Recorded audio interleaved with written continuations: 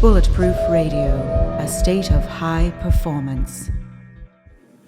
Hey, it's Dave Asprey with Bulletproof Radio. Today's cool fact of the day is that your liver can safely process up to about 8 pills or 4 grams of acetaminophen, also known as Tylenol, in a 24-hour period. That's at least the maximum it can do. I would say less is better.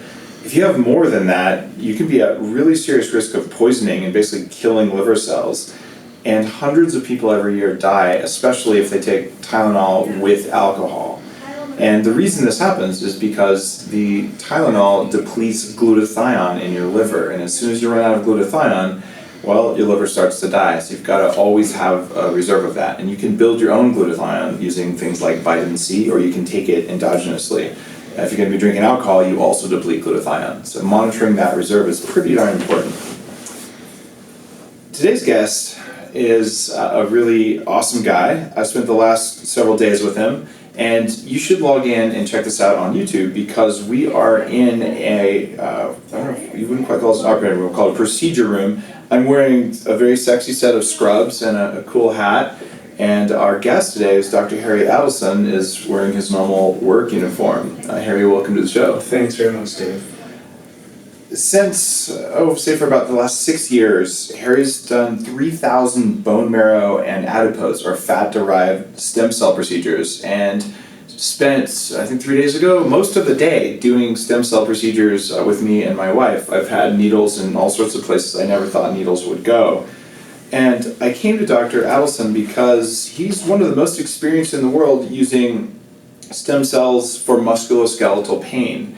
I've had 3 knee surgeries as a kid, and I've had problems with my right shoulder for quite a while, as well as just a bunch of other little aches and pains. And part of being bulletproof is just building maximum resiliency. And I could wait till I'm 80, and I could go and try and address these things as they get worse and worse after they're calcified, or I could stay on top of it. So I decided I wanted to stay on top of it, and after doing a good amount of research, I'm like, it's interesting, there's 2 camps, we're going to talk about this.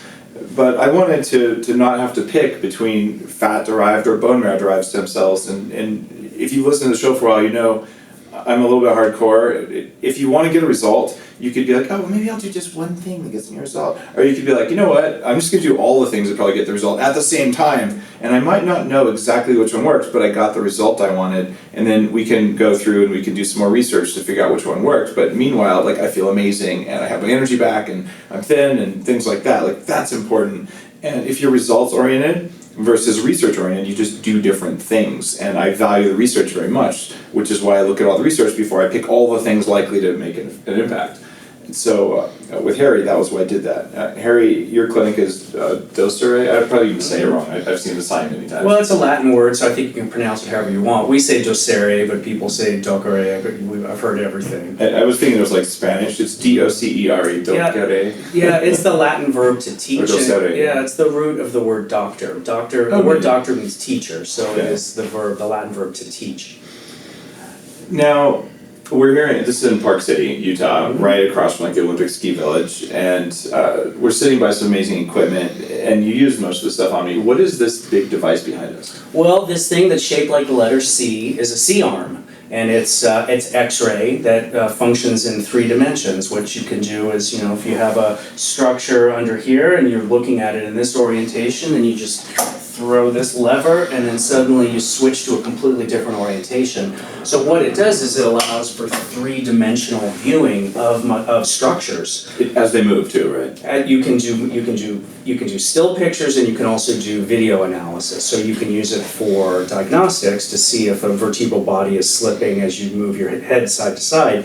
But mostly what we use it for is either bone marrow aspiration, the needle placement for the bone marrow aspiration, and then additionally for needle placement for injecting.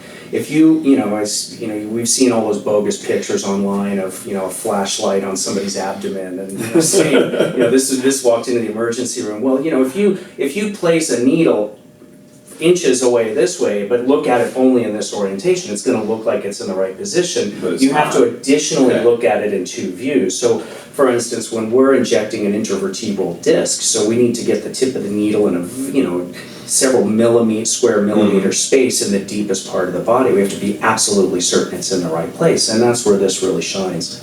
One of the reasons that I came here is that you have this equipment, and a lot of people just place needles sort of, they know, but you're also looking at this, but there's also a radiation risk. Like I try to minimize my X-ray exposure. This is a digital X-ray, so you're not getting a lot of radiation. Well, I wear a little badge Mm-hmm. that tells me exactly how much radiation I get exposed to. And you have to think, I'm standing in front of this thing all day, every Right. day. This is a very low radiation device. In 1 year of being exposed to this, it's about the equivalent of a round trip flight to Paris. So for someone like you who does as much airline travel, you're getting way more radiation exposure in an airplane than you are from this machine. Got it. So it's within reasonable safety limits. Absolutely. And my wife is a emergency room physician who's actually years ago did some stem cell culturing as part of her work at Karolinska. But she was incredibly impressed with the needle placement because you're using the machine.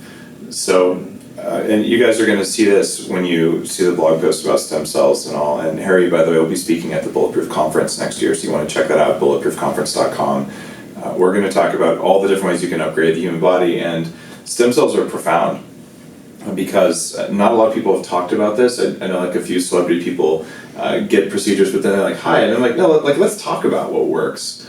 And you guys are going to see some videos and pictures of needles along my spine and needles in all sorts of places where we're actually introducing stem cells. And why would a relatively healthy 43-year-old like me even consider doing stem cells? Like in your experience, what are the reasons people come in before they're doing it for like an anti-aging thing? Well, what we treat here primarily is chronic musculoskeletal pain, and the majority we have sort of two main types. We have the bone-on-bone arthritis, hips, knees, ankles, shoulders, elbows, wrists, fingers. That's about half our cases, and the other half are spine. And there the ages vary because a lot of times we'll get the people like 25-year-old, very healthy, very active person, swings the tennis racket wrong, gets a little fissure in their disc, and then a couple of weeks later it's completely dehydrated. But that ranging on to, we get a lot of Saskatchewan farmers who've just worked their entire lives, and their X-rays of their spine. Yeah. Well, yeah, it's arthritis. It looks like World War III. I mean, it's unbelievable. And so, what we have, one of the things that we've learned in recent years is that we have mesenchymal stem cells. There's many types of stem cells, but mesenchymal stem cells are the ones that can, I have this model right here. Show me some of this stuff. By the way, most people are listening in their cars or sitting at work. They're not on video, so you got to describe what you're. That's okay. Just describe what you're showing, so people who are listening only can get it. But this is one of those ones where you just should log on YouTube and check out the video. Okay. Well, I have these plush toys, and this is our friend, the mesenchymal stem cell. And this guy has a little cataracts because my dog got it, this one. But a mesenchymal stem cell has the capacity to self-renew and turn into a new version of itself, or it can turn into this skin cell, this fat cell, this bone cell, or this muscle cell. It turns into all the different musculoskeletal connective tissue types. Or brain cells, right? You can grow new gray matter? Well, those are neural stem cells. Okay. This is you can't get mesenchymal those stem from cells. these. Okay, cool. Yeah, those are neural stem cells, Okay. which is another type of stem cell. But the mesenchymal stem cells, we have them in all of the joints in our body, in our peripheral joints, our hips, knees, ankles, and shoulders, elbows, and wrists. And we also have them in our spine. And their job is to keep the joint healthy. So when you have just sort of normal wear and tear injury and you go through life and you have a little damage, first of all they release proteins that keep the inflammation under control. It doesn't let the inflammation go out of control. And additionally, they release proteins that signal the regeneration of damaged tissue. Mm-hmm. So when you have healing after an injury, it's a stem cell mediated event. Now, in a more extreme case where there's actual damage to the point that the cells have died, there's cell death, then those stem cells have the ability to turn into healthy versions of the damaged, killed cells.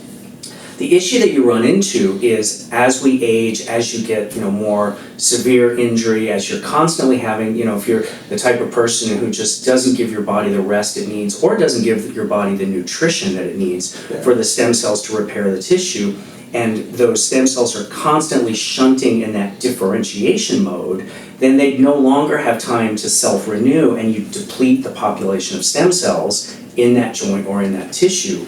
That's when people say, you know, it was kind of bad, I was having problems with my knee, and then all of a sudden it seems like everything really went downhill. And, you know, it just, and what we're starting to understand is that it's because you no longer have stem cells in that joint to keep it healthy. So what we do here is we take stem cells from another part of your body, take them out, put them right back into the damaged joint, thereby giving you the ability to self-renew and heal yourself after injury. Let's talk about the ways you get stem cells, because there's sort of two camps. As I did some research before deciding to do my procedure here, like there's a group of people like, you have to get them from fat, and another group of people, you have to get them from bone marrow. And it seems almost like there's a little bit of hate going on there, and like, why? And what are the strengths and weaknesses? It's very emotional. You know, there's sort of like, you know, there's Ford guys and there's Chevy guys, and there's, you know, with this whole thing. So which ones are more redneck? Well, that's right, yeah. The two tissues that are the richest in stem cells, that are the easiest to harvest, because we have stem cells in our tooth pulp and our hair follicles and everything, but it's not practical to harvest stem cells from those tissues. The two tissues that are easy to harvest and are abundant in stem cells are bone marrow and fat. Now, what you run into is most clinics in the United States that do same-day autologous stem cell procedures. The word autologous means donor and recipient are the same person. So either they do stem cells from bone marrow, or they do stem cells from fat. And I mean, you would think that two Canadian teams are in Game 7 of the Stanley Cup. I mean, it's so emotional. There's so much misinformation being slung back and forth between these two camps. Okay, so bone marrow stem cell therapy has been around much longer. Mm-hmm. There's data on it. I mean, it's been used for things like avascular necrosis. There is a pretty good body of data on it. That's the upside. The downside is you don't get a lot of stem cells. You don't get a lot of mesenchymal stem cells from bone marrow. With fat, there's a lot less data on it, but you get a lot more stem cells. So, you know, it's easy to sort of fall into this thing that you have to do one and one is better. Well, you know, for me, I started out using bone marrow, and then when I did it for years, and I got very good results, and I was very happy with it. And then when I decided to start isolating stem cells from fat and using it, in the beginning, what I did, so the thing about the adipose-derived stem cells is they're just stem cells on their own, and you have to suspend them in a growth factor, because in order for stem cells to get activated, they need to come into a cytokine called a platelet-derived growth factor, and you can get it either from platelet-rich plasma, which is basically a blood draw that's then spun. Exactly. Or you can get it from bone marrow aspirate concentrate, where you take bone marrow and you spin it down, similar to the way you do with blood. But by the way, we're going to post pictures of my bone marrow, like in a little vial here. So bulletproofexact.com/YouTube will take you right to the YouTube channel where you can find this show. Mm-hmm. And the show, it's Dr. Harry Adelson, if you need to Google for it. And the whole show notes and all this stuff will be online. But it's pretty neat to look at this stuff. Anyway, go ahead. So when I started doing the adipose-derived stem cells, the woman, Kristen Comella, who you're going to meet soon, mm-hmm. she came and taught us how to do it, and she suggested that we suspend the adipose-derived stem cells in platelet-rich plasma. And my instinct was, because I had so much good experience with bone marrow aspirate concentrate, I thought, well, I should just suspend it in bone marrow. And then I thought, well, you know, really, I would like to see, you know, maybe we don't need to do the bone marrow aspiration. And, you know, you have all these people in the adipose camp saying that the bone marrow is unnecessary. So I just want to find out for myself. Like, I want to know. Test it out. So what I did is, for the first 4 months that I did adipose-derived stem cells, people would come to me and I would say, okay, here's your options. Either we do bone marrow aspirate concentrate, with which I have, you know, at that point it was 4 years experience. I've done many cases. I'm very happy with the results. We're going to get in the neighborhood of the tens of thousands of mesenchymal stem cells. Or we can do adipose-derived stem cells suspended in platelet-rich plasma. There's a lot less data supporting its use. I don't have much experience with it. At that point I did, and I do now.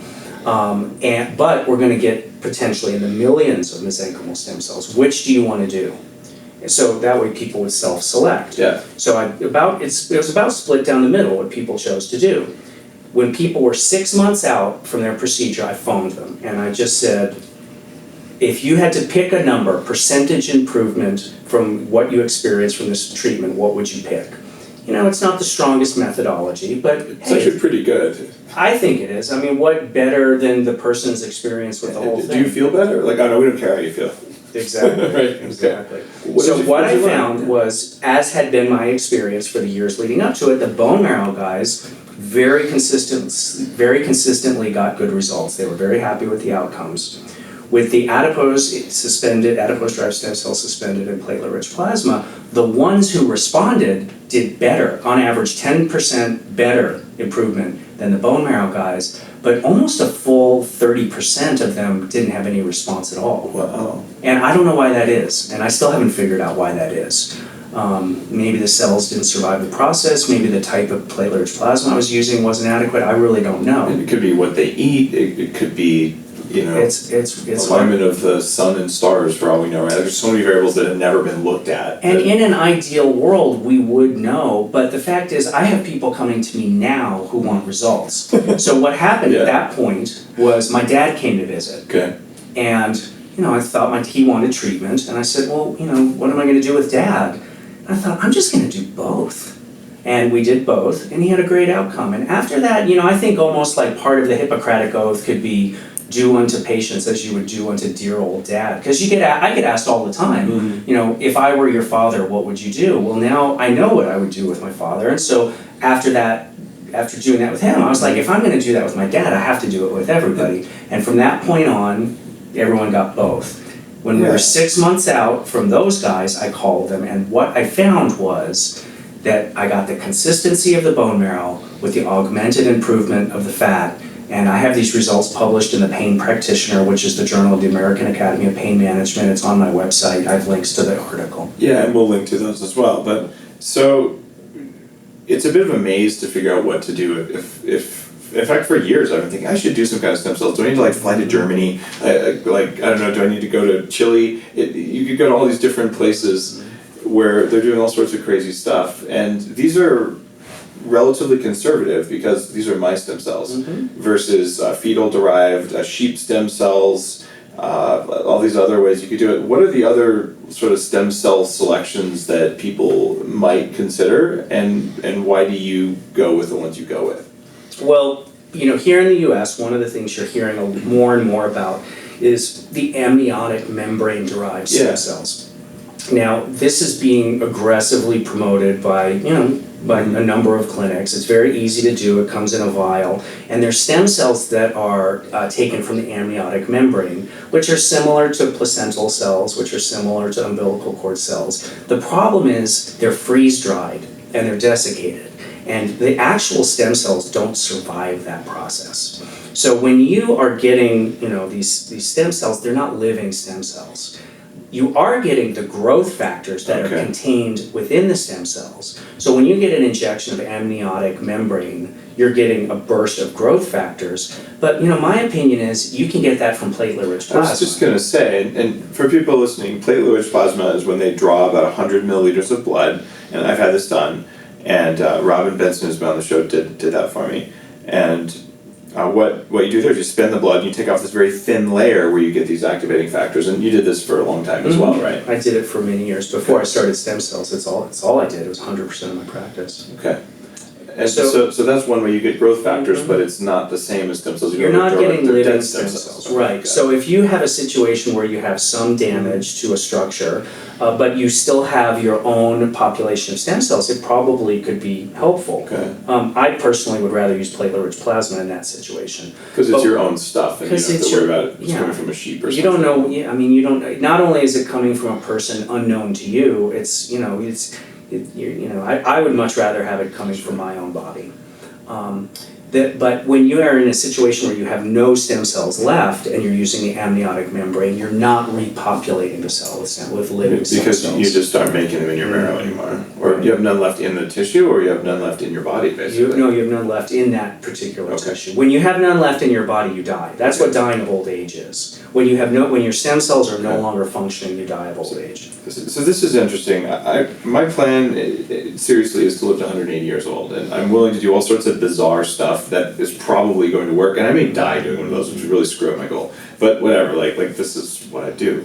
So I've been doing a lot to grow my mitochondrial function, and there are mitochondria in stem cells. I've been doing a lot of high fat for a long time, and there's a lot of fat in stem cells as well in your bone marrow, and basically eating a lot of marrow and other things that affect your ability to make cells.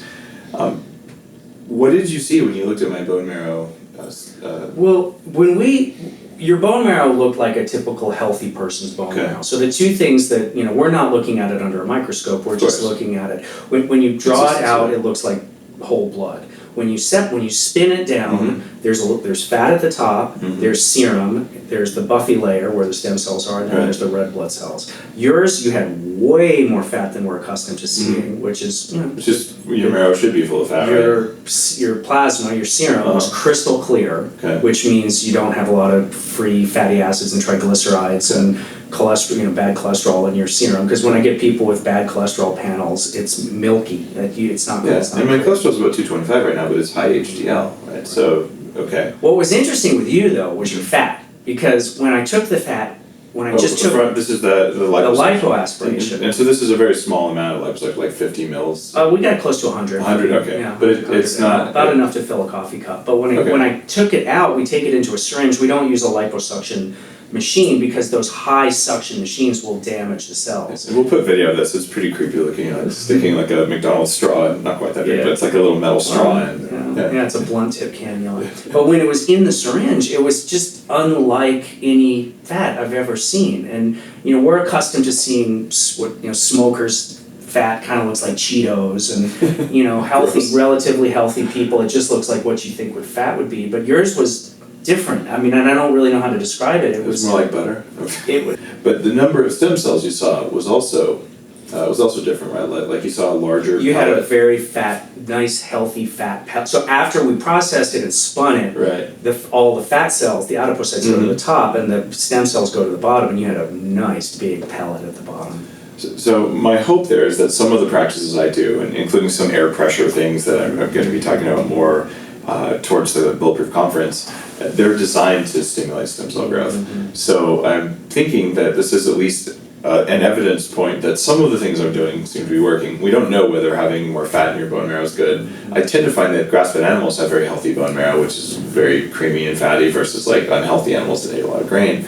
And it also, there's a color difference. It's more yellow in a healthy animal versus more kind of white and watery in a grain-fed animal. But who knows? Like I don't think there's great evidence looking at like fatty acid ratios in bone marrow and correlating those. Yeah, I mean, yours was more yellow. It looked like yak butter. I mean, when I was in Tibet and we ate that yak butter, it was a lot It was more that same yellowish color. It was more yellow than I'm accustomed to, and it was kind of just greasy. And I mean, Yeah. you're One of those carotenoids. a huge. I'm an outlier, right? That's right. Cool. All right. So what else do we want to talk about? Okay, so we talked about the stem cells that you could get. Right. Okay. So yeah. So as far as there's kind of, and what I'm going to talk about at the Bulletproof conference is, well, let me just tell you quickly about an experience I had when in 2011 when I was really getting as much knowledge as I could on stem cell medicine. What I did is about half the year I was at home doing cases, and the other half I was traveling the world learning Cool. from the best. And I had this phenomenal experience. It was I visited 2 clinics back to back. So the first one I went to was a guy named Carlos Cecilio Brat, who in South America is one of the best known stem cell doctors. He's in a small town in Venezuela, and it was amazing. What this guy does, his clinic, it looks like one of the old school chiropractor offices where he just has all these tables with just curtains in between them, and he would have all these people in there, and he would go from one to another. He'd take an 18 gauge 1-inch needle, put it into the sternum, which is a flat bone. Ouch. It's rich in stem cells. You place it in, aspirate some bone marrow, go to the next one. And he just did one, he would do like 40 a day. It was amazing. And his material cost was probably, $3. Wow. And he charged very low. He would have everybody from illiterate farmers to the Chavez family. I mean, it was really an amazing experience. And if there's any question as to my dedication to the field of stem cell medicine, I went and spent a week in Venezuela. I mean, Wow, doing doing that kind of work. don't go to Venezuela. It was, yeah. Pretty So rough. anyway, he had a video library of patient testimonials of thousands of Wow. cases of all kinds of different things that he had treated. I mean, it was really impressive. And what really stood out was how simple it was. You would just take the bone marrow and then run it through a filter as an IV. From there, I went to Panama City and visited the Stem Cell Institute, which if anybody's researched stem cells, you probably come across it. They're one of the best known stem cell treatment centers in the world. They are the absolute opposite end of the spectrum. This is a high-tech, clean laboratory where they culture expand cells. They take your stem cells, they grow them. And this is very expensive clinic, and to get treated there is very, very How expensive. expensive is very expensive. Oh, I think it's $60,000 to walk in the Holy door. I moly. mean, just to get started. But you are getting the highest tech. I mean, if this is it. Like this is. It doesn't get any more high tech This is like and advanced than the this. Bentley or something of. What I found was I didn't really see a whole lot of difference in the outcomes. I mean, I saw the extreme opposites back to back. The simplest you can come up with and the most complex that is in existence. And it looked like the outcomes were about the same. Now, I realize that's a very unscientific statement because I was just getting thin slices. I was in each clinic Yeah. for a week. But, it just kind of I started thinking about this whole thing of how in the West, in the United States, we are just sucked into this idea that the more complex something is, the better it is necessarily. And the other thing is that we were so enamored with this idea that there's one right way to do things. That's do a big something. problem in medicine, yeah. And, I sort of think, and I've just finished reading all the Malcolm Gladwell books where, a too big class is no good, a too small of a class is no good, and there's sort of this one sweet spot. Well, I think with stem cell medicine, there's multiple sweet spots, and it really depends on the patient. It depends on what your condition is. It depends on your personality. Peyton Manning went to Germany to have the most high-tech stem cell procedure available in the world. Dave Asprey, I'd like to point out, came to me. I'm not done yet, man. I'm gonna go everywhere now. That's right. But no, I like the idea of doing multiple angles at one time. That's what made it really interesting here. What would be different had I gone to Germany and taken out a mortgage in order to pay for it? Well, abroad you can get so you're asking about the different types of stem cells. So there's what's so good about first Germany? and foremost there's autologous, which is what we do. Same day we take it out of you and we put it back in. If you want to go abroad, if you want to go to South America, if you want to go to Europe, then you can start using umbilical cord stem cells, embryonic stem cells, the famous embryonic stem cells. What happens? What's the benefit of using those versus? Well, there's good and there's bad. The good news is it's the most primitive stem cell, and they're the most robust. Because they're young. Because they're young, exactly. So that's good. The downside is it's from a different organism, and we don't totally know what that means. Yeah. We do know that once you put stem cells from another organism into your body, they're in there forever. You can put them in, but you can't ever take them out. I mean, they go in, they just infiltrate your entire system, and they are now a part of you. Right. Forever. So we don't know. If you believe in a reductionist view of people, we're basically meat robots. Those just replacement parts. But if you read any of the books from people who've done organ transplants and retired, there's famous cases. Like one is a cowboy, an old guy, gets a heart from a young woman and goes home and starts taking scented bubble baths. And people who have replacement parts from other people oftentimes report that they took on something from the person they got. And this is actually scientific. I've read a couple books about this, and most of the people who write the books wait till they're retired because they're afraid they'll be called crazy. But they're like, I see this in my patients all the time, and someone should say something. And so I have no idea what the effect of that would be. One thing that might be really interesting is we all inherit mitochondrial DNA. This is the power plants in our cells for people listening. And all of us inherit weaknesses and strengths. So different methylation cycles, different ways that we can be made stronger or weaker. And part of me is like, maybe I should have like 42 different embryonic stem cells or I don't know, umbilical stem cells. I haven't dug in on this or looked at all of the reasons you would or wouldn't do one of those things. But if you had all these things, maybe you'd have like huge mix of mitochondrial DNA throughout your tissues, which means you'd be way more resilient. And that'd be kind of cool because we did not evolve to have more than one type of mitochondrial DNA. But there could be huge advantages to living in a world with a lot more toxins and a lot more EMFs and a lot more other crap if you basically had a redundant array of types of mitochondrial DNA. And there's no science at all about that, right? Well, this is a conversation you should have with Kristen Comella, Okay. who's a cellular biologist and a scientist. I mean, I'm a clinician, so I don't know, but I would say just in sort of about embryonic stem cells, about placental stem cells, about you have to bring into the picture the risk-benefit ratio. So I think if I had ALS, if I had Parkinson's, if you have some hideous neurologic disease that's going to definitely kill you, yeah, you bet. Go big. Go to Bogota, Colombia. Go visit my friend Carolina Lucena. I mean, yeah, definitely. Then you should. I would be. You'd be down. Going straight for that. Right. If you're talking more about anti-aging, I wouldn't risk it because you just don't know what you're going to end up with in the long run. And when we're talking about musculoskeletal pain, I just haven't found it to be necessary. For what you're working with, it doesn't seem like it would be. We just use your own stuff; it works fine. And I've treated 88-year-olds. Then they do. Some of them do well, and some of them don't do so well. And we don't help everyone, but we help a lot more people than we don't help. Well, some really interesting things happened. My wife's frozen shoulder, we're now 3 days after the procedures. I mean, the procedure's relatively rough. Like, there's a lot of injections. Like, it takes some resolve to do it. I'd like to just interject here that I encouraged both of these guys with as much injections as we did. I encouraged them both to undergo sedation, to have our anesthetist here to have them sleep through it. But of course, they wanted to experience the whole thing. Yeah, that was rough, but that's cool.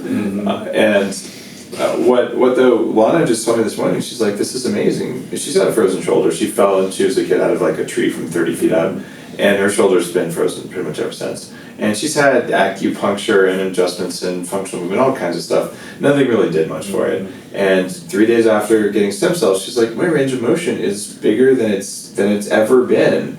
And same thing with her neck range of motion. She had like serious whiplash from a similar fall as a child. So these are 40-year problems that in 3 days are better than they ever have been. So like, all right, this is pretty profound stuff. My shoulder hurts like hell today. You put a lot of needles into the shoulder here, but my knee doesn't hurt at all, and that's kind of cool. And it really takes sometimes 3 months to get most of the result. Okay. I mean, it takes 6 months before we really get to what I'd call full results. Because this is the opposite of a steroid injection. You do a steroid injection, the pain goes completely away for 2 months, if you're lucky 2 months, and then it comes completely back. Sometimes it takes 2 months to really work. Originally, we had scheduled this podcast for 6 weeks out because I wanted to be able to talk about your outcomes, but we wanted to do it here while we were together. Oh yeah, and so in about 6 months, that's when the conference is. It's going to be, I think, September, October. Yeah, last Bulletproofconference.com, one of many speakers there about like the latest stuff. But you want to talk to someone who's in the trenches doing stem cells, this is a way to learn more now and also at the conference.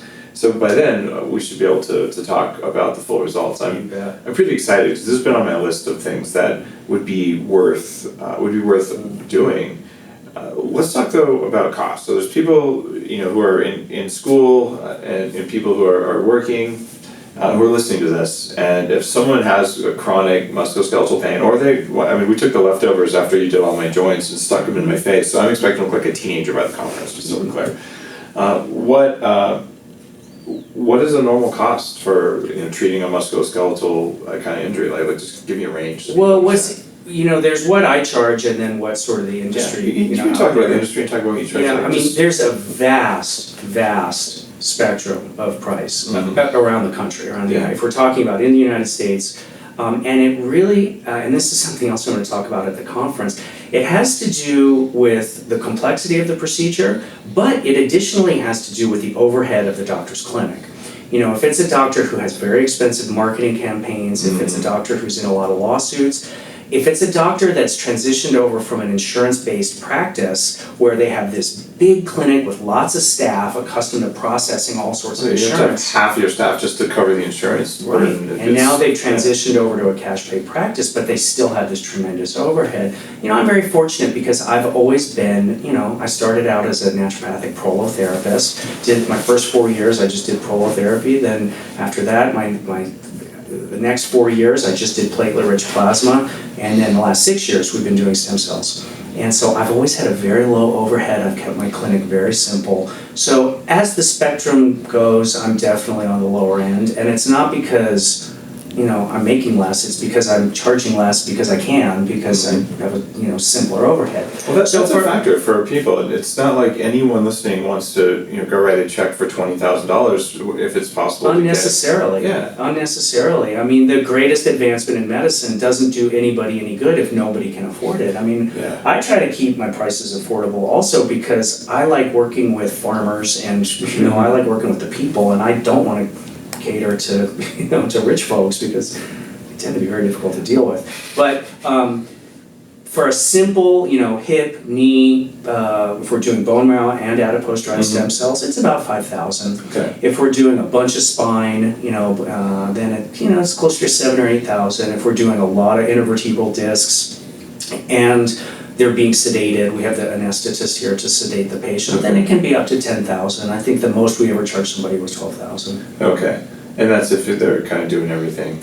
Yeah, and you know, and usually we get to where we want to be with one treatment. I mean, Yeah. what we do is we do one treatment, then we wait 6 months. At 6 months, we have one of 3 conversations. People either say to me, I've had 75% improvement, I'm perfectly happy with this, no reason to do another one.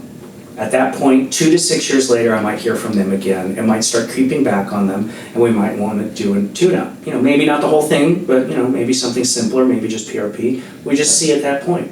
The second conversation is, I've had 40% improvement, I'd like a little more. Well, at that point, we can talk about doing a second treatment. Maybe just bone marrow, maybe platelet-rich plasma. Again, it just depends on how far the person's come, how much further they want to go, and you know, their particular situation. That's a clinical judgment thing. You're going to look at that and decide. Well, and yeah, and it's a Financial decision. It's, you know, ultimately it's their decision, Right. but it's, you know, I try to offer them the options. Same thing after that second treatment, we usually get them to where they want to be. 2 to 6 years later, I'm probably going to hear from them again because it's starting to creep back. The third conversation, which I don't have that often, fewer than 10% of my patients, I have this conversation. I just didn't help them at all. I mean, it was just a dud. These are people usually who are the smokers, the diabetics, Lifestyle. high blood pressure, negative outlook on life. These are the people who I'm putting the stem cells where they need to be. And I'm not trying to blame the patient, but if their stem cells aren't functioning properly, then it's not going to do them any good. Nothing like a little bit of carbon monoxide to make stem cells work really well, right? And unfortunately, I mean, there is a way to screen for stem cell function, but it's, you know, vastly expensive, and you know, I don't have that sort of technology. Yeah, so then you add another $4,000 to the cost of treatment. Right, And, right. and help, you know, 10% or less of patients. Exactly. So it wouldn't make sense. In the overall scheme of expensiveness, I mean, that's a factor for me, for sure, right? You could mortgage your house and go out there and do all these biohacks. And that's one of the, I've spent more than I would like over the years, like hundreds of thousands of dollars, because, well, I was pretty screwed up biologically. You know, the toxic mold exposure, chronic fatigue, Lyme disease, fibromyalgia, and arthritis since I was 14 in my knees, and just all kinds of bad stuff going on. So I spent a lot of money that I would have liked to have not spent. And what I'm finding now is that some of the most advanced things are, like, we know that they work, but they're priced out of availability for most people. And the reason for that is because there is very little demand for them, mostly because they haven't been acknowledged. So I seek out people who are doing things like this and shine a spotlight on it and say, look, this is how it works, this is the kind of results people are having, which increases demand, which drops price dramatically. And my whole goal is to make the stuff that I should have been able to get when I was 16 years old and obese and having all these problems. It should have cost $3,000 and taken me 6 months to completely not have a body covered with stretch marks and not have all this crap that I spent almost 20 years working on. So I feel like that's a responsibility there. And one of the things that I do appreciate about that is that this is within the realm of possibility. I mean, even if your job is waiting tables and you're saving tips for a year, if you have chronic pain in a part of your body and it's been affecting you, and I know there's chronic pain, like I didn't know you were supposed to be able to walk without pain until I was 23. Like every time I walked anywhere, it just always hurt in my legs. And so to get rid of that it's worth saving $3,000 or $5,000. It just is. And if you can get your insurance to cover it, that's even better. Do you even work with insurance companies? No, this is all considered Good. experimental, and Cool. insurance does not cover any of it. And I honestly,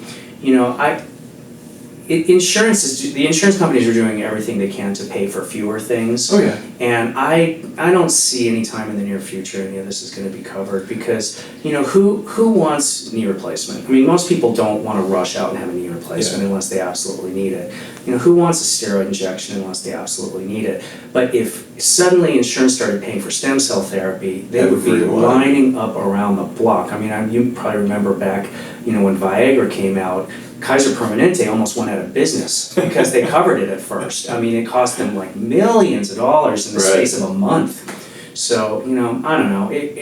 Hopefully that day will come, but I doubt it. And also, expecting your insurance company to pay for things like this, very few of the practitioners that I work with and very few of the people who've been guests on the show take insurance anymore. The people who are breaking ground, the insurance companies fight them tooth and nail. Yeah. So they end up spending most of their time and most of their staff time fighting bureaucrats. And they're unhappy. Yeah. Medscape just published, every year they do a huge survey on physician burnout, and it's staggering, Dave. Doctors are burned out, and the number one reason is just all the bureaucratic stuff they have to go through billing insurance. So, the upside of going to a doctor that you're paying for is now you're coming to me, I work for you. Yeah.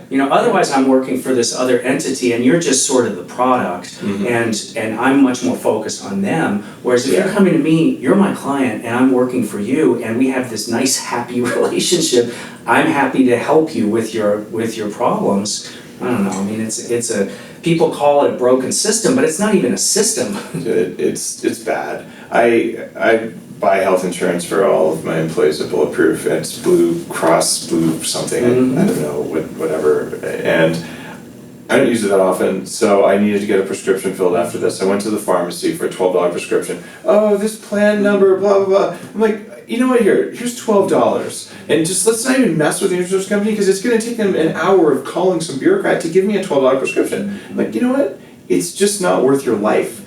If you have $100,000 open heart surgery or something, insurance companies are kind of useful. But if you're expecting preventative maintenance or you're expecting, the smaller procedures to be covered, you're probably going to get what you pay for, which is a $10 copay, and all the rest of it gets absorbed by the physician and the staff. And so I don't see great usefulness for insurance unless you're in a car accident or you have major trauma, in which case it's incredibly important. But this kind of stuff, the insurance companies are never going to want this to happen. Well, and our biggest demographic, our patient base is, we have more farmers and ranchers than anything. Well, you're in And- Utah, right? Well, but they come from, all over the West, Stem cells are Western illegal. Canada. They're illegal in Canada, so then people come Well, in. and also, but I mean, I sort of view it as these are people who depend on their bodies for their livelihood. Right. And so they get it. If your truck needs something, then you pay for it. And they need their bodies in order to work, and they understand that. So for them, it's an investment to get back to work. That's a really good way of looking at it, and I don't know that applies just to farmers. Back when I was about 25, 26, I made $6 million, and I lost it when I was 28, so I was briefly wealthy. Very good times on some ways, but I was having really serious cognitive problems, like my brain wasn't functioning. And one of the reasons that I ended up spending all this money biohacking is I'm like, I make my money as an entrepreneur, I make my money with my brain, And when that goes, it's the best investment I can make. So I'm like living in a not so nice house, and I'm spending, you know, a couple $1,000s a month that could have been a house payment on my brain, because like this is how I earn my living. It's a very similar way of doing it. And what I learned was that to support my brain, you actually have to have the body working. And I think that would go so far as stem cells. Because if you don't have muscle, your brain atrophies. Yeah, and that's why I love my work, because we get such great people in here. I mean, we get motivated people who want to get better. We don't get drug seekers. We don't get people who, you know, who their pain has become part of how they define themselves. We get people who want their lives back and want to get back to enjoying life. What's the craziest stem cell procedure you wished you were allowed to do that you're not allowed to do? Gosh, I don't know. I mean, I pretty much can, I mean, I think culture expansion would be great if we were able to do that. I mean, And so that culture would be, expansion, yeah, that would be where explain we, that. that would be where, I mean, it's not so crazy and weird, but that would be where we take your stem cells, send them to a laboratory, grow them, and then put them back in you. So now instead of, you know, from adipose, we get in the now we're in the tens of millions of stem cells. I mean, but, you know, again, for the types of things I'm treating, we do just fine like this. So I mean, I don't really, if I were treating other things, if I was treating neurologic conditions, then that would be much more of a concern. Because in those cases, then you really do need, you know, those huge numbers of stem cells. So if I wanted, say I wanted to have more mass in my brain using stem cells, is that even achievable?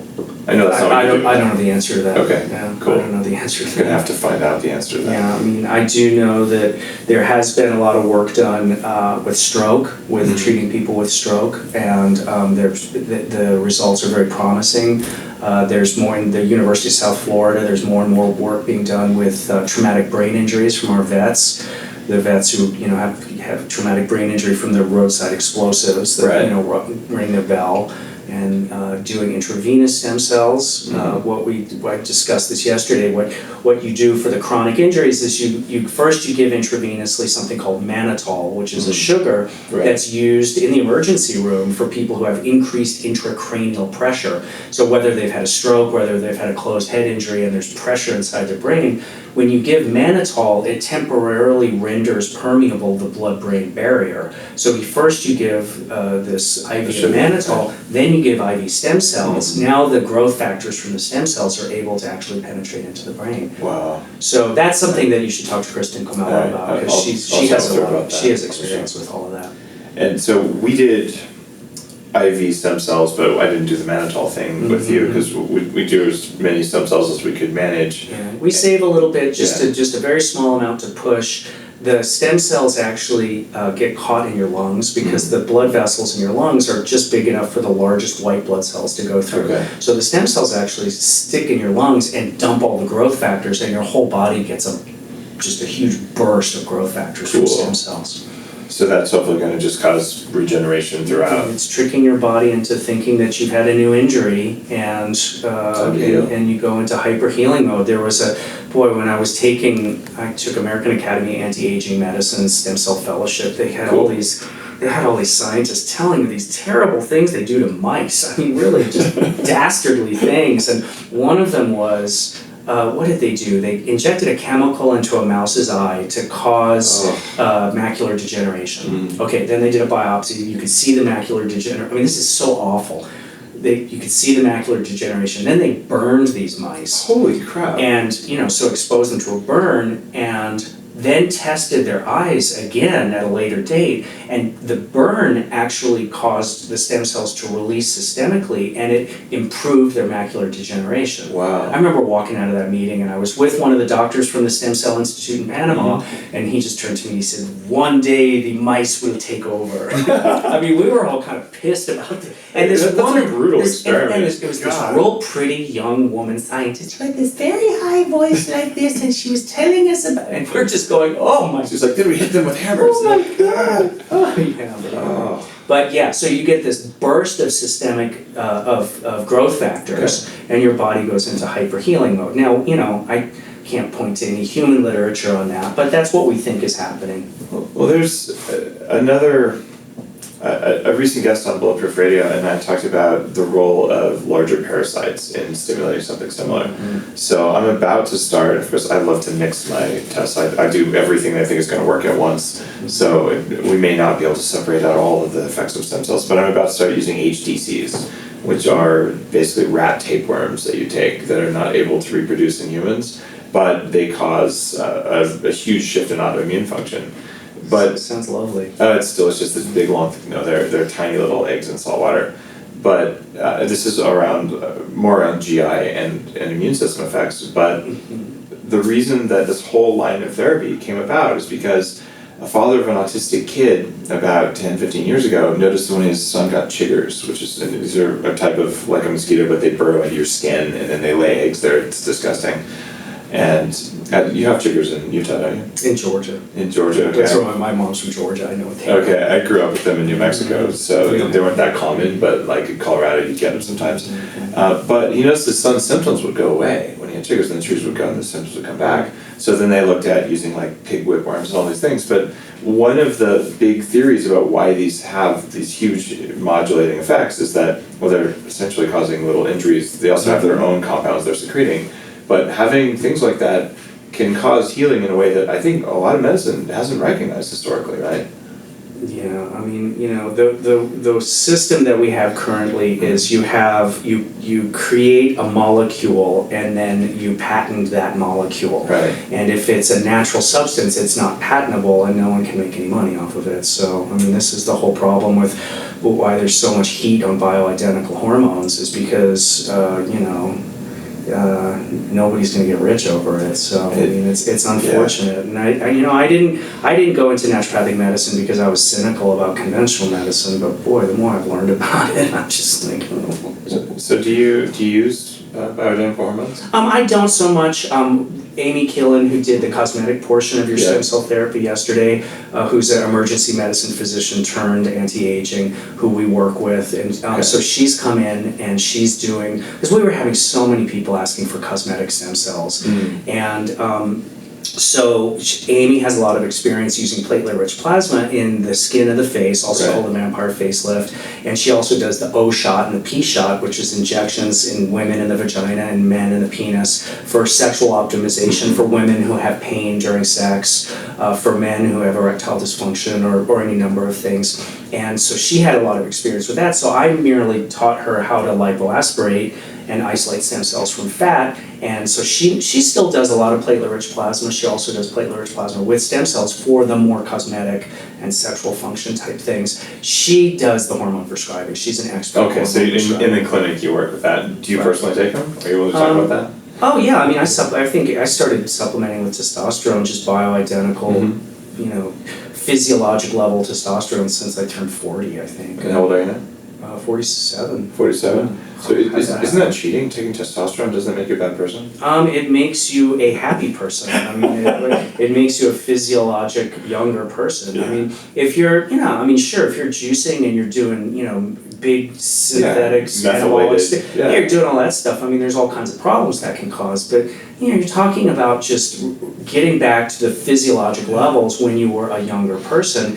And there is a mountain of data showing that it is safe. It's huge. Yeah, if you already have heart disease, you have advanced heart disease, then yeah, it might be a problem. But if you're a relatively healthy person, I've taken the Neil Rousier's course, and he's excellent. I don't know if you know him, but he's fantastic. I don't know personally, but He's an emergency medicine doctor turned hormone doctor, and he's the hormone doctor to the hormone doctors. Cool. But, man, I mean, this guy, he has read every single study that has ever come out on testosterone replacement and most hormone replacement, but you just cannot convince me that there's any problem with it. it changed my life in my mid-20s. I'm like, wait, my mom has more testosterone than I do? Like, this is a problem, and I'm not going to just sit here and go, oh, this is a problem. I guess it would be wrong for me to supplement. So I took bioidentical for years, but with all the nutritional stuff and exercise things that I do, without the supplementation, my levels are where they ought to be.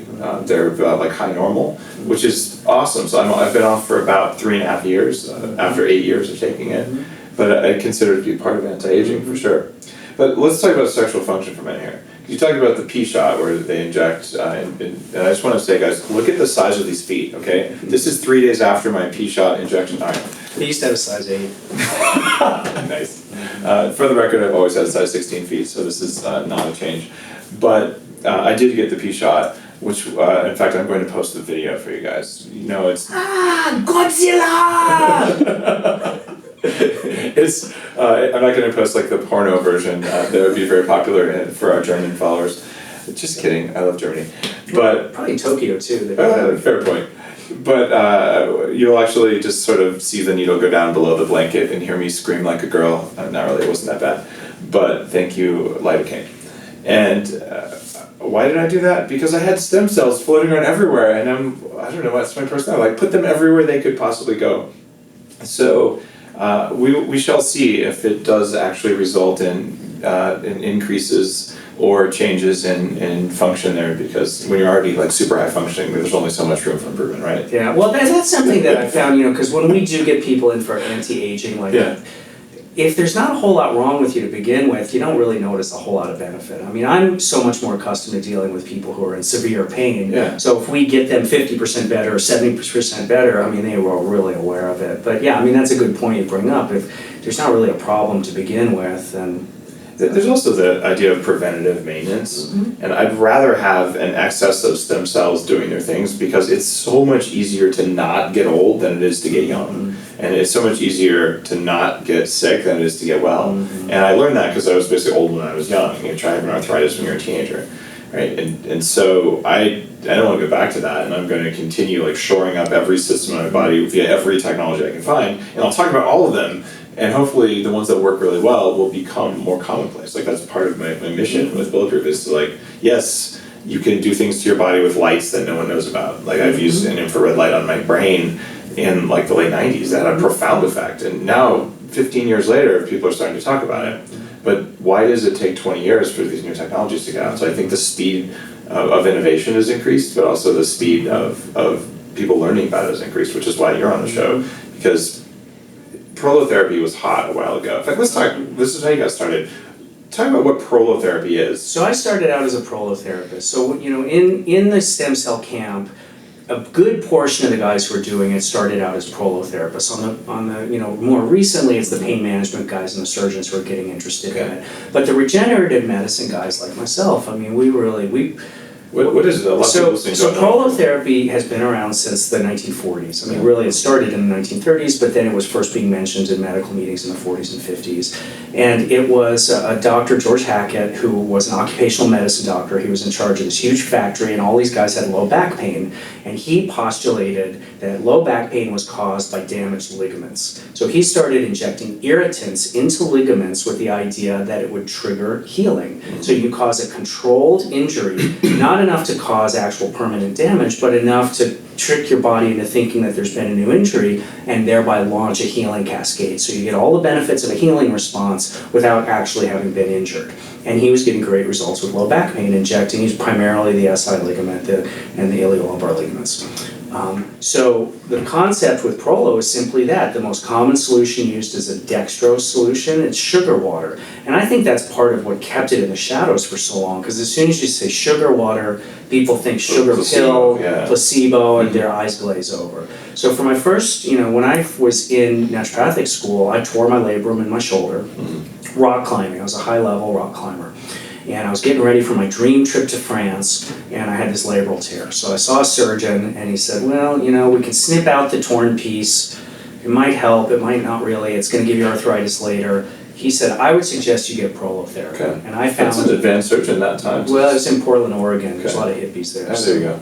So I found Rick Marinelli, who was the first naturopath to really start doing prolotherapy seriously, and he became my mentor and great friend, and he injected me with prolotherapy, and it cured it. And that's what got me on this whole path, is I said, man, this is what I want to do. So for my first 4 years, I just did simple prolotherapy injections.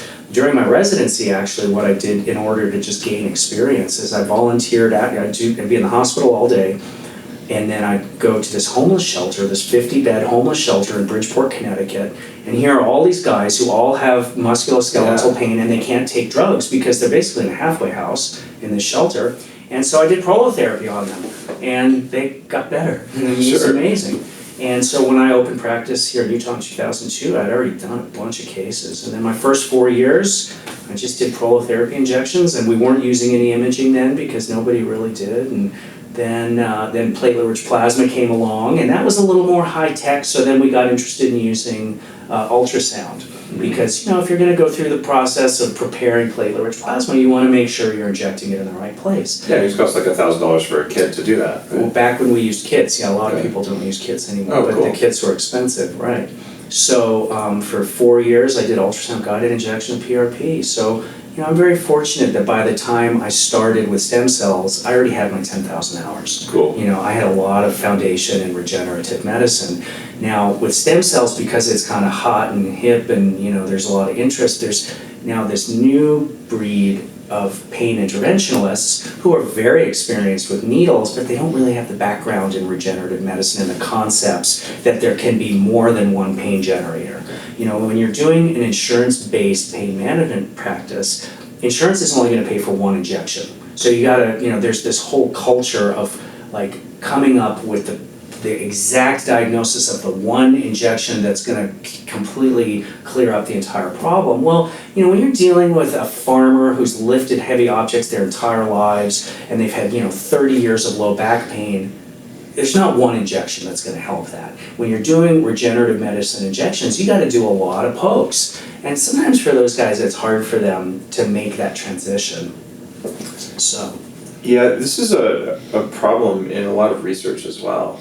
Say, well, the core assumption that is not even stated is that there is one thing, and we're complex systems, and it's the idea, well, I have a thumbtack in this thumb, and I have a nail in this thumb. And so if you take it down to that level, it's like, well, we pulled the thumbtack out, the pain didn't resolve, so we put it back in. So we pulled the nail out, the pain didn't resolve, so we put it back in. Right? Obviously, it's neither one of those, but like, okay, maybe you should just look at everything that might be causing pain and just deal with it all at the same time. And that perspective is missing from double-blind studies. And that's why we have empirical evidence, which is as important, if not more important, than the double-blind evidence. You need both to be fully there, but if the double-blind says it works and you can't feel it work and doesn't feel like it's working, it's actually not working, and like, that's okay. Yeah, right? I mean, my practice grows entirely from word of mouth, and it's, you know, I get all these guys who, you know, you treated my neighbor and he doesn't walk with a cane anymore. I mean, there's something to be said for that. And I think that, yeah, you know, the whole concept of scientific study is to isolate one mechanism, and, you know, when you're talking about something as complex as low back pain, it's very difficult to do that. Do you ever worry about like the Orthopedic Surgeons Guild taking out a hit on you? What can they do? I mean, I'm just kidding. But I mean, taking out a hit. Oh, yeah, I guess that would be a problem. Yeah. No, I was like, what can they do? Really?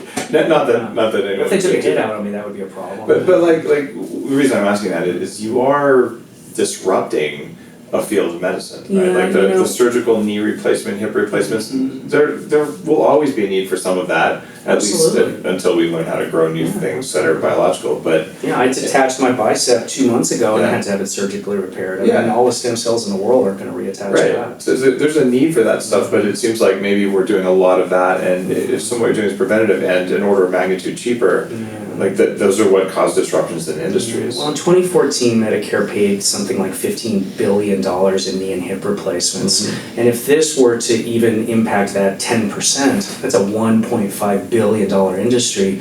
I've caught a lot of flack, you know. I have some friends out there in the medical community, and then there's a lot of people who just, I don't know. I've quit trying to be loved by doctors, and I just focus on being loved by my patients. Got it. Well, I find that there's two kinds of physicians out there. There's the curious ones who are keeping themselves current and they're willing to challenge their assumptions, and they're ones who went to medical school, got their drug textbook, and they're going to do what they've always done. And I saw one of those very early on when I actually had an inkling that I had a problem with fungus. Because I was living in a moldy house, but I had a lot of symptoms with candida. And I went to my family practitioner in the Bay Area, it was 20 years ago, and like, I have all these weird symptoms, like I feel like I've been poisoned, something's wrong. And he basically said, if you had a problem with candida, you'd be in the hospital. It's not possible. So I struck it off my list for 4 or 5 years. And this is one of those guys who just didn't stay on top of what was going on. It turns out if I had found the right kind of practitioner, there was a whole universe of practitioners who were aware of this kind of thing. and why there's that division between, you know, what, I don't even know what to call both sides, between Western medicine and functional medicine. I just don't get it, but it's time for it to break. And if you see someone who's, you know, super alternative, they might do something really well. They might also just not have the knowledge of a Western physician. But if you go to your Western physician and they're saying stem cells are for witch doctors, like you gotta start wondering, like, whose record is that guy playing? Because it's probably not his own. Because an open-minded person is going to say, you got to look at all possible things, and you should make an informed decision. Yeah, I mean, you know, we've all heard about arthroscopic surgery for knee arthritis. That's when we're going to go in and clean I've things had up. it 3 times. Yeah, it's been proven to be no more effective than placebo. I mean, there's Yeah. 2 major studies in New England Journal of Medicine and one in the British Medical Journal that show that it is no better than placebo. Do you think that slowed down arthroscopic surgery for, you know, arthroscopic debridement for knee arthritis? Not at all. You know, and then at the same time, these are the same guys who are saying, you know, that stem cells is complete quackery and you're wasting your money and it's blah, blah, blah. And when, you know, it's contempt prior to investigation is what we call it. Yeah, it's funny. All right, I have no idea the answer to this. I hope I don't offend you. Have you been listed on QuackWatch? God, no, I have not, thank God. One of my goals is I want to be listed on there. Oh, I do not. Because here's the thing, I'm not a doctor, so if they list me on there, I'm like, woohoo! Yeah. Like, you're saying I'm a doctor now. But I would say fully 3/4 of the physicians I most respect have been attacked by that Yeah, basically tool of the pharmaceutical industry. I suppose that day will come. I think No, that they've guy's- already been sued into oblivion. I think that But they've slowed down. Doctor's data. Yeah, that basically- guy was an Air Force psychiatrist. Yeah, he's not a doctor. You know? Yeah. Well, he's an MD, he's a Yeah. psychiatrist, but yeah, the Air Force psychiatrist, yeah, keep that in mind. Yeah, it's funny though, because I find the people who are innovating are always the target of, like, basically these trade groups like QuackWatch. So it's interesting. Hopefully you don't mind that I brought that up. But I would say literally some of my very favorite, most impactful practitioners have a rating on there. So I just consider it as a mark of excellence. Like if someone's listed on there, I'm like, okay, they're probably pissing off some drug companies, and that's just like one of my bars for, like, do I want to talk to this guy? Like, yes, I probably do. Is there anything else you want to say about stem cells? We've covered a lot of stuff. We've been all over the map, I'd say. Now, one more question for you. This is a question that's in every episode of Bulletproof Radio. If someone came to you tomorrow and said, look, I'm going to kick ass at everything I do. So given everything you know, not just from your practice, but just your life, what are the 3 most important things I should know? Adequate sleep, getting your emotional needs filled, and good diet, and I have to put in exercise. I need 4. Alright. I mean, those are the 4. Those are the cornerstones of health: are Cool. sleep, diet, exercise, and getting your emotional needs met. Love it. Yeah. Beautiful. Dr. Harry Adelson, thank you so much for being on Bulletproof Radio. Where can people find out more about your work? On our website, docereclinics.com, DOCERE clinics.com. If you enjoyed today's episode, download the transcript. It's there for free on the Bulletproof website, so everything we talked about, including all the strange spellings of those things, will be there. There'll be links to Dr. Harry's website. And you also should pick up some brain octane oil. I don't talk about this enough on the show because I kind of assume that everyone who's listening already knows. But when you make Bulletproof coffee, you've got the beans that are lab tested and produced differently in the green coffee processing. They're not washed beans. They're actually a different continuous flow process that we pioneered. Then you need brain octane oil and grass-fed butter. And brain octane oil is fundamentally different than coconut oil, and it's fundamentally different than MCT oil. And we had a lot of problems with disaster pans from MCT oil, and this is because MCT oil causes, because of the way it's manufactured, and because of the way its components, it can cause a lot of gastric distress. In other words, you poop on yourself. Brain octane oil makes ketones more than MCT oil, and ketones are one of the things that affect your hunger levels dramatically.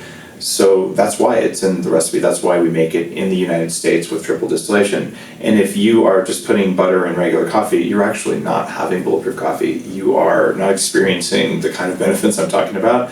And if you don't believe me, go to the Bulletproof Coffee Shop in Santa Monica if that's within reach. Try it made right one time, and you'll be like, oh, I thought it was pretty good with butter. It's a totally different animal when I make real bulletproof coffee with the right ingredients. So check it out, and I'll send you a bulletproof coffee kit if you like.